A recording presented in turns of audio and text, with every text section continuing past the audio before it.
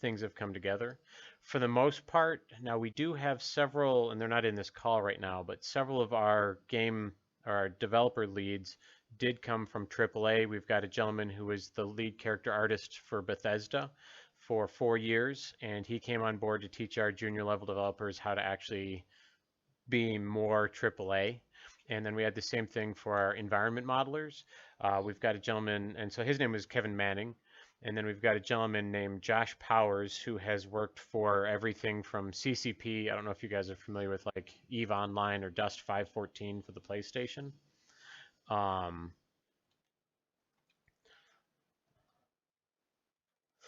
and all right. And they came on board and were kind enough to help not only just develop the game, but help teach the developers how to be better modelers. All right. So it looks like we've got the stream up and running, and I got kind of bushwhacked a little bit. Is the YouTube stream looking okay to you guys, or is it a little chunky? That's probably just a consequence of the stream itself. Yeah. But so it's all third person. We took and gave every character a combination of things that we liked um,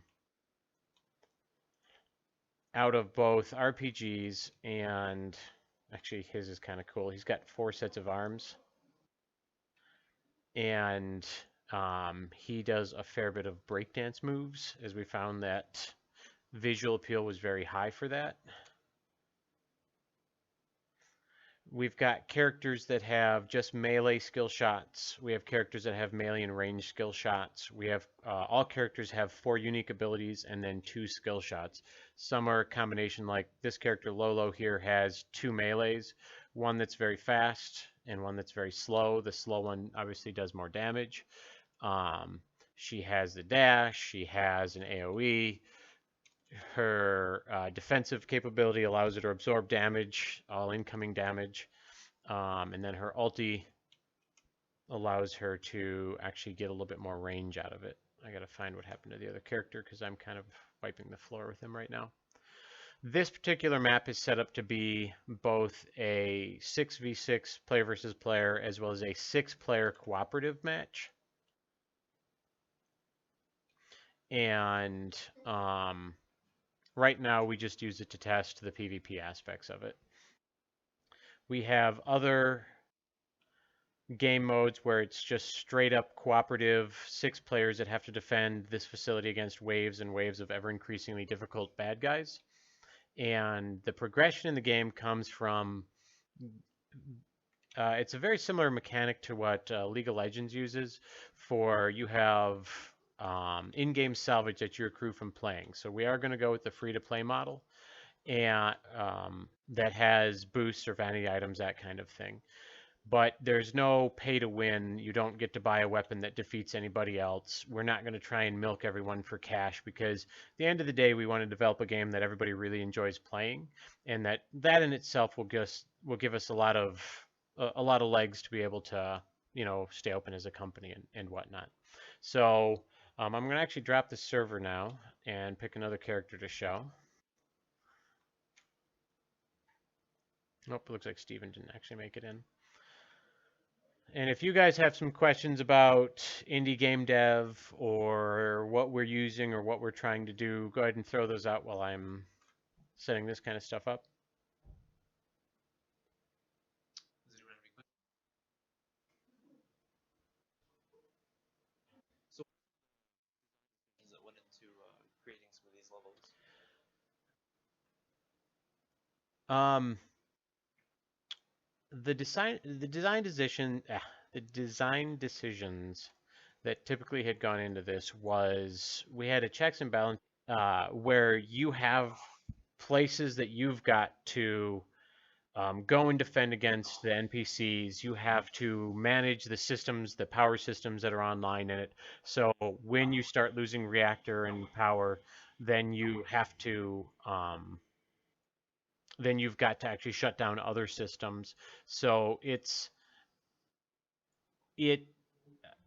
Sorry, I've got a couple people asking me questions here. The design for Lava Flow itself was very much how can we put in some challenge for characters to manage a facility, manage the defense, to work cooperatively with each other while still having that challenge of trying to beat a whole bunch of bad guys. Now, for the PvP aspect, we've got another map called Overpass. I don't think it's going to load up in this, and I'm not going to risk trying it right at this point. Um, for that particular one, it was straight up PvP, but we didn't want it just to be like I'm sure you guys have played World of Warcraft or have people that have are familiar with the concept where you've got just and so for this particular or for that particular map, what we wanted to do was, well, how can we incorporate RTS into a third person combat game and the kind of capture the flag or rush over and take an objective point. We wanted to blend in more of the RTS elements. With it was squads that the player can control. So you can say, all right, defend me, take this point, take that point, move forward, defend my target, that kind of thing.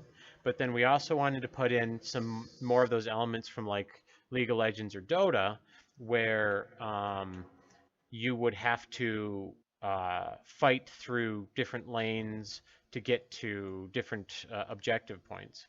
So the character that I'm streaming now, actually, her name is Illyria, and the game theme itself came very much from uh,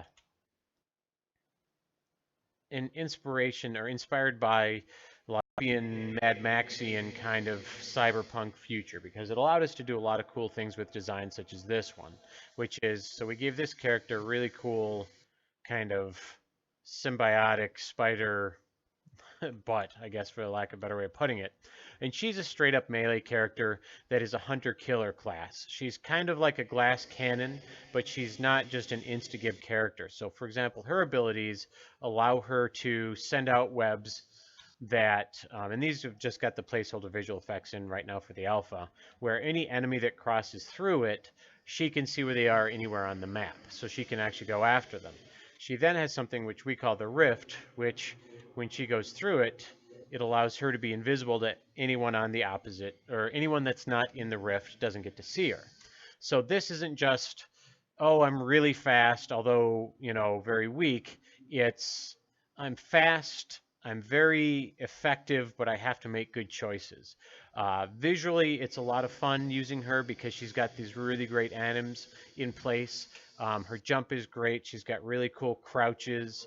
Um, for her, there was a lot of eye candy that we got to play with that we didn't have an opportunity to with other characters, or as much of an opportunity with just like the bipeds.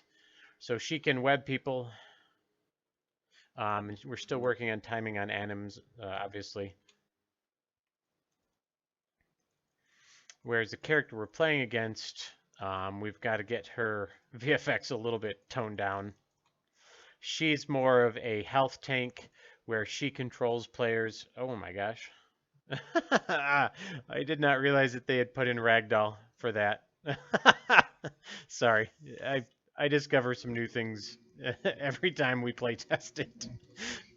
So, it's just a process of getting the right thing in place and making sure it works like you want it to. Um, for this one, that health tank is stronger than we necessarily want against an assassin class, but still, it's a matter of balance, a matter of play testing. And that's one of the things we've been reaching out to clubs for is we want to get people that are actually, semi-pro or amateur gamers more than just people who would sit at home and scream, "Oh, this sucks. This is terrible. I don't want to ever play this," or "This is awful. You guys should just go kill yourself." What we actually want is start engaging gamers that would be willing to put some time and effort into helping us make a better game. And so that's why we had Emily reach out to you guys, is so that way we could actually make a better game. And I got to see if I can take her down. Unfortunately, Illyria, the girl I'm using right now, I realized today her stats were lower than they should have been. So she has about half as much health and does half as much damage as most of the rest of the other characters. So, holy cow, I'm just getting beat up here. So, anyway, um, oh, and that's Paul, our lead developer, is just womping on me. So, decisions for levels. Where's the challenge? How do the players interact with it? Is this something that straight up is the challenge against the map, against the NPCs, or against the other players? Verticality is also a big thing. You'll find that when you have to go up or down layers, it adds a lot of challenges in terms of map design. Um, and then when you're going to character design, it comes into where's the fun? Where's the challenge? Is it interesting to look at? Does it play well together? Does this health tank's abilities work really well? Like we discovered that originally one of her abilities was to push people away from her. Well, being a tank, pushing people away from her wasn't really an effective maneuver. So then we had to tweak that a little bit. And we've done that, for character after character after character. We've got roughly 30 heroes that we want to go live with when we launch the game officially. Right now we've got about 20-ish on the testing block. This one I'm going to show off actually. I'm going to do Terror. Hopefully Paul has picked one already. And please ignore this main menu UI. Like I had mentioned earlier, we have outsourced that as the challenge of finding a competent local menu designer was very cumbersome. And so we had to outsource a couple of different people like visual effects and menu systems. So within about 2 weeks, we're going to have a completely overhauled menu system from a company that literally all they do is menu systems for games. So it becomes a lot cleaner, a lot easier to use. All right.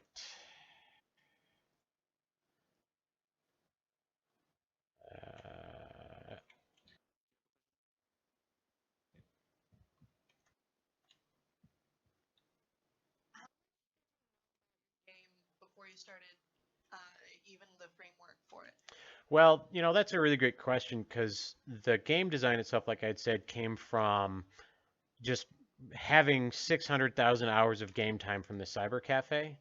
And so I was the owner of the cafe, and what I had done was basically pulled the customers every single day. Oh, he mind controlled me.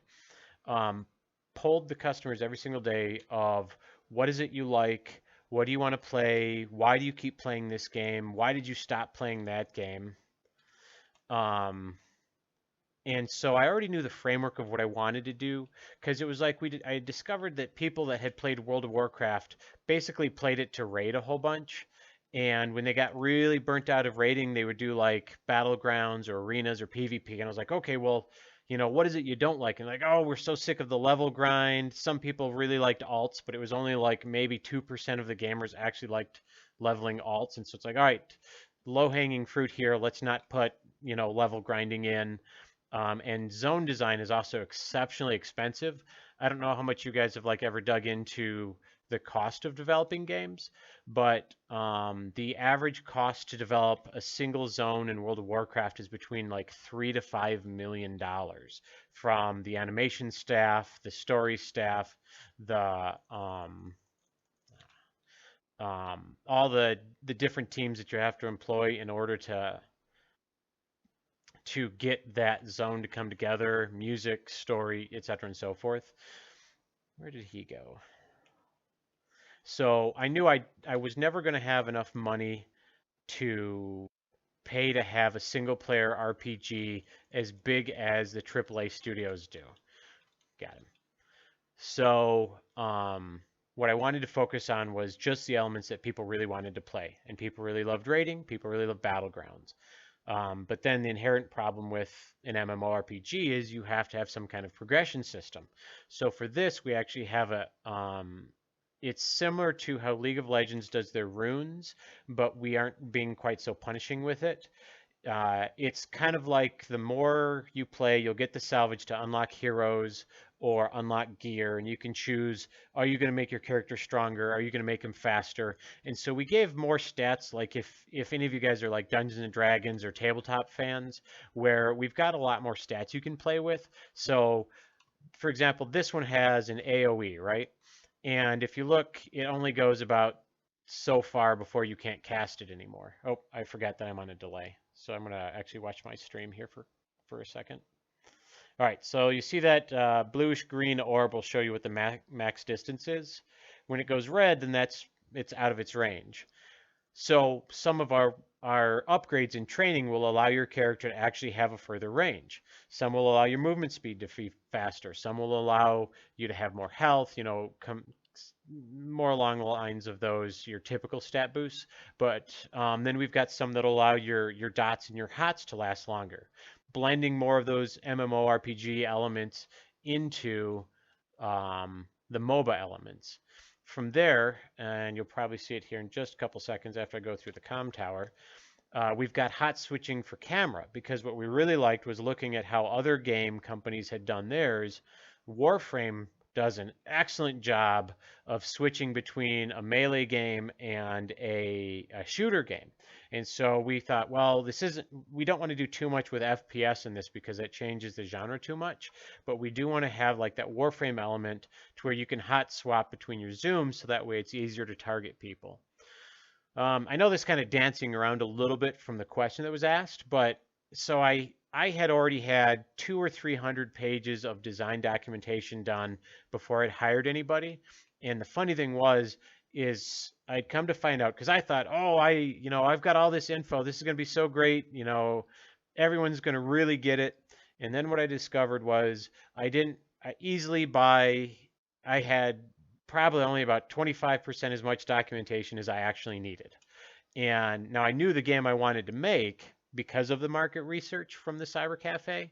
But as far as the design went, I've spent the last 10 or 11 months figuring out how to be a better game designer by communicating better with the engineering staff, the animation staff, the visual effects staff, the audio staff, all the different teams of people. So does that kind of, in a roundabout way, ask your or answer your question?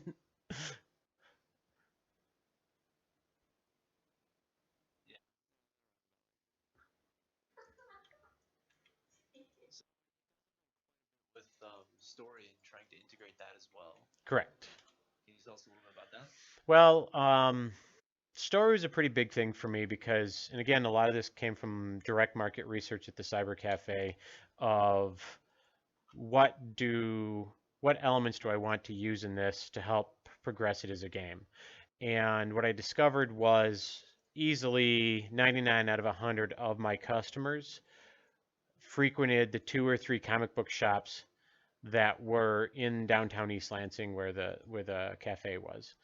And um, so knowing how expensive it was to make the individual zones where MMORPG tells their stories, I thought, well, how else could we do this in a way that the customer is going to enjoy, that resonates with them, that helps us progress the story in the game so it isn't just oh, I'm picking this hero and oh, I'm fighting this fight.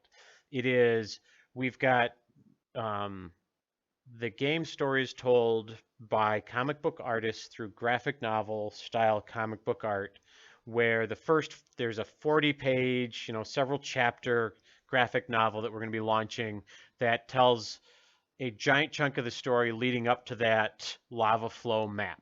So why are the characters there? It gave us a great opportunity to talk about the characters, who they were, develop their personalities. So it wasn't just 2 paragraphs like how Riot had done with their, hero stories. It was taking that a step further and just showing it as best as we could in a way. Now, it wasn't interactive, but we feel that because you get to actually fight the combat situations out, that gives the interaction that they want. Um, oh, we're getting a little bit of feedback there. And so the players themselves are basically playing out the conflict situation for every bit of the story. And then I went, being a big fan of comic books myself, I went and got a second artist to do the next set of chapters. And then that progresses it to the next part of the story.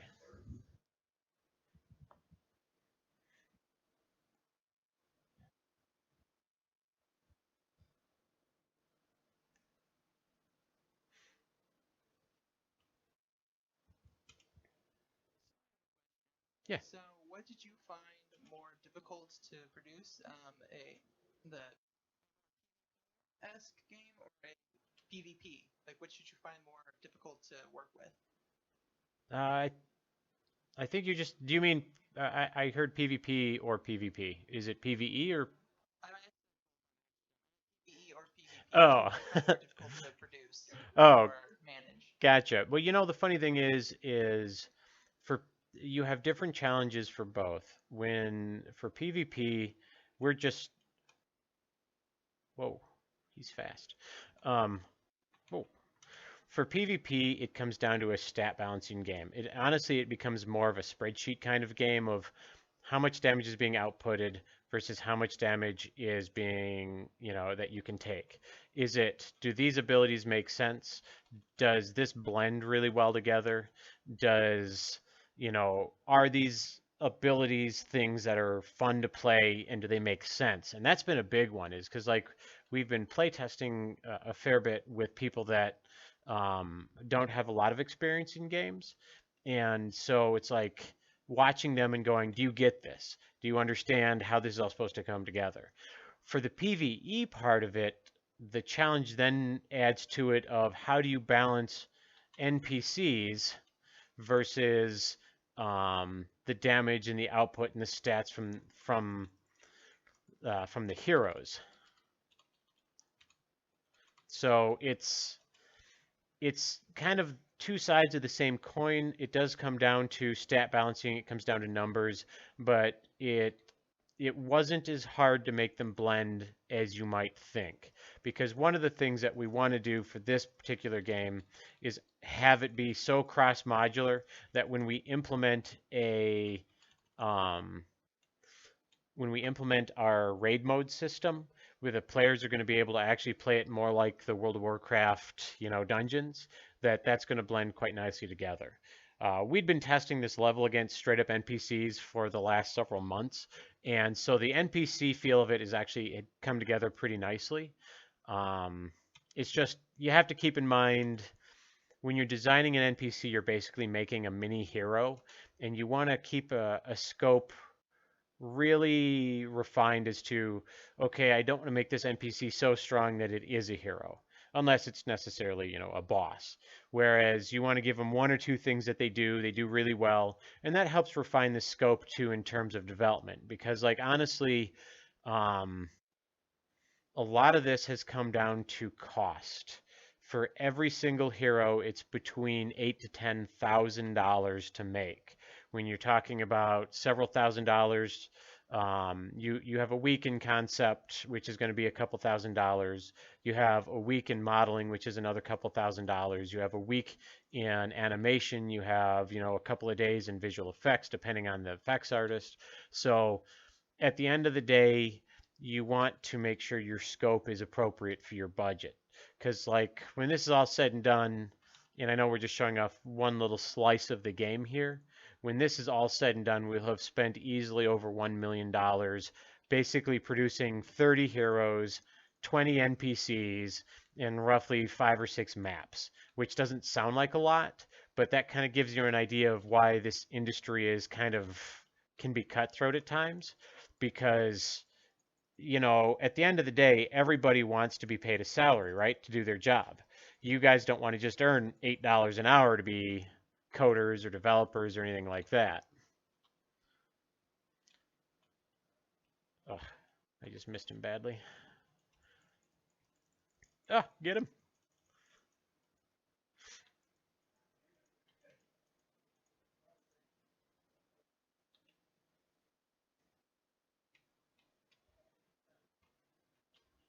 Oh, I'm so bad. I haven't had as much practice against actual players. What I've been doing is QA, QC, so I run around to see if the stuff works, but not against anybody. So as it turns out, I'm pretty bad at my own game at times. Oh, he got me. So, and then also going back into like character design, we wanted to have more than just your standard intelligence, strength, agility stats. So we've got to give us a different blend of how the combat system works. So every character has, or most all characters have, what we call a PSG. And at the top of the screen here, after my guy respawns, you'll see it with the mouse. You'll have a blue number or a blue bar that indicates how much personal shield generator they have. Below that is an armor value, and below that is their health. This one we borrowed a little bit from EVE Online, if you guys have ever played it. Wonderful stat game, wonderful spreadsheet simulator. But it did a really great ship-to-ship combat system. It's just got a very steep learning curve. But with this, I wanted to be able to allow the shields always regen, the armor and the health never do. So this forces players to make different choices. So if you know you've got, if your shields are low, but you're still decent on armor and health, you can step out of combat, kind of hide yourself a little bit, get yourself back into it. So as you'll notice here, he has no health left, or almost no health. Ah, crap, I lost him. And so he's going to have to, hide until he's got his shields back up. And this character that he's playing is a tank, so he's pretty formidable anyway. Oh, and he found a heal pad. So the only way players can actually heal, get their armor and health back up, is if they actually go back to their bases and heal, forcing them to make the choice of, am I going to stay, am I going to press the combat, or am I going to keep fighting until I die and have to respawn? Again, for me, being the designer, it's what are the actual choices being made? It can't just be the game playing itself.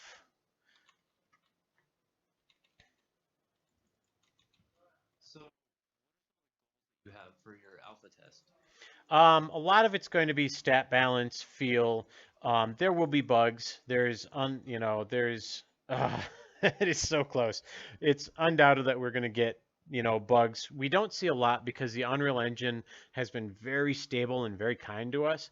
Typically what we've seen, and hopefully Paul won't tell me that I'm full of it, but what we've seen most of our crashes come from is if engineering has been like implementing new features or new patches, and there was a mistake of, oh, we forgot to plug this back in. So for the most part, the engine stability has been very high, which has been, a huge pleasant surprise. But for us, play testing is going to be huge. Are the characters easy to understand? Do the stats feel right? Do the abilities feel right? We'll take recommendations with a little bit of a grain of salt, but we do want them because at the end of the day, as far as development goes, we can't go back through and redesign every hero because somebody else thinks, oh, wouldn't it be cool if they did this instead? If that makes sense. A great example being is we went to a lot of anime and comic book and game conventions last year, and we got some really great feedback from people just showing off like tech demos and whatnot. But so that character Illyria, that was the spider character, we had a guy walk up to the table and he was like, that looks really cool. She can obviously hang from the ceiling and spiderweb herself down and cocoon people and drag them up, right? And I said, no, that's not one of her abilities. Her abilities are different than that. We've got some different plans for her. Holy cow. And he's like, well, I won't play a game unless that character that looks like a spider can do these very specific things. And I'm like, well, that's too bad. We can't really redesign a character because you want it to do something else. And on top of that, there's only like 5% ceiling for the entire set of maps that we have. So designing an ability that can only be used 5% of the time isn't going to be super useful for us or for the player. I see he's been chasing me down. I know my character's faster than his is. So playtesting, how does it feel? Is it enjoyable? Is there something that we could do better that would make you want to play it more or longer? And we also take positive feedback. We'd love to hear great experiences because we have to report to, I have to report to my investors and tell them, what people think about this whole thing. Because none of this, I didn't crowdfund any of this. It was all raised. I thought we had enough of a good product that if I raise the money, we could actually pay back all of it. Ugh, that character is way too strong for this against this character. But and a lot of the rock paper scissors stuff too. Not everyone is supposed to beat everyone else. especially when you're going into some of our characters. We have characters that are straight up control and utility characters, where if they run in, they are going to be killed every single time. So those kind of so to have somebody go, well, this character should do more damage, and we're like, well, that's a utility character, isn't super useful to us.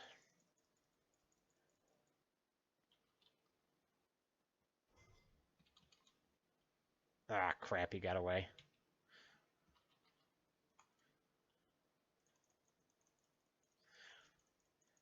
Any other questions? I mean, we've got Paul the coder in on this too, so Yeah, we've got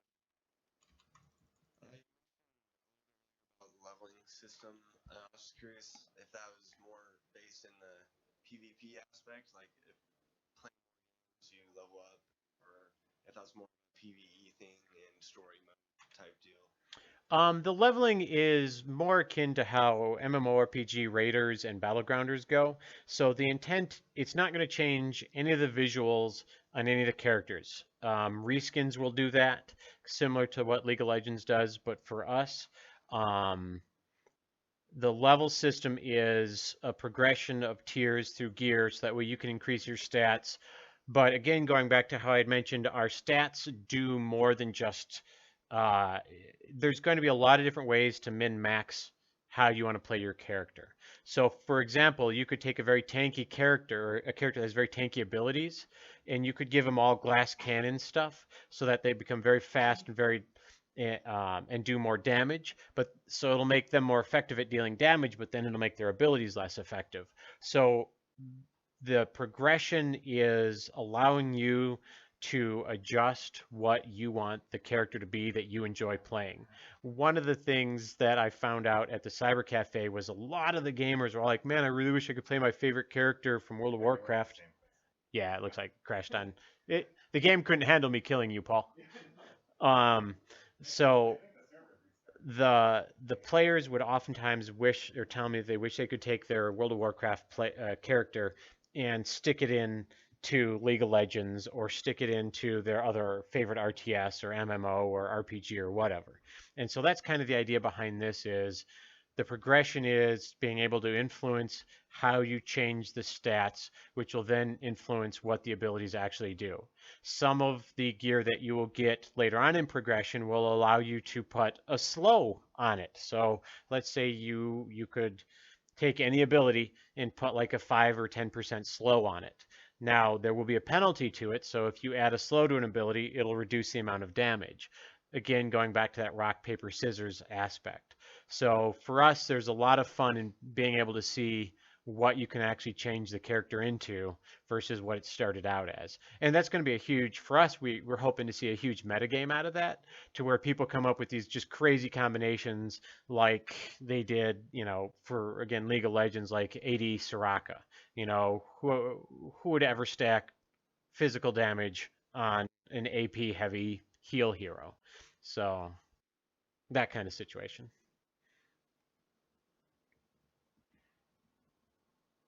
And the way you get it is you'll play the game, and for every match you play, you'll get salvage, and the salvage lets you buy this upgrades and this training and whatnot.